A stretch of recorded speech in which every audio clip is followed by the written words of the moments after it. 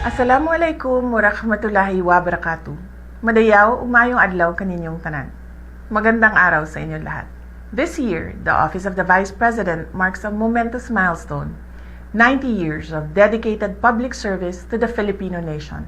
Since its establishment in 1935, this office has been a pillar of Philippine democracy, transforming challenges into opportunities for impactful grassroots service. Bawat pangalawang Pangulo ay naglayag sa kani-kanilang natatanging panahon at hamon. Mula sa pagbangon, pagkatapos ng digmaan, hanggang sa mga krisis at revolusyon. At bawat isa sa pamamagitan ng personal na dedikasyon ay pinalawak ang kakayahan at mandato ng tanggapang ito. Pinatunayan nila na ang tunay na kapangyarihan ay nakakamit sa pamamagitan ng serbisyo publiko. Bilang pagpupugay sa kanilang kontribusyon, inaanyayahan namin kayong makibahagi at isapuso ang kasaysayang ito. Bisitahin ang aming mga pop-up exhibits sa mga pangunahing lungsod sa buong bansa upang saksihan ang mga kwento, dokumento at artifacts na nagpapakita ng hindi matatawarang kontribusyon ng ating mga dating pangalawang Pangulo.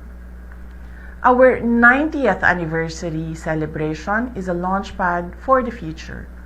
We are laying the foundational groundwork to ensure the Office of the Vice President remains strong, stable, and effective for the next century. We are actively working toward realizing three critical goals. First, the OVP Museum, a dedicated space to permanently preserve and showcase the history, artifacts, and enduring legacy of the Vice Presidency for future generations of Filipinos.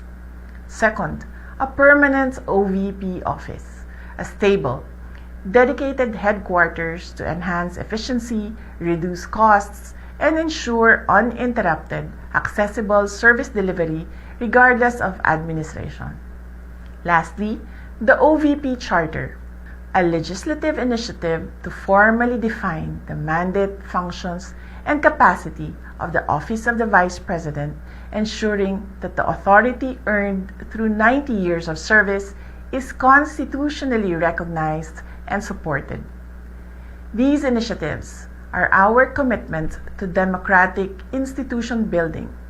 Strengthening this office will allow us to serve you better, more efficiently, and with greater impact.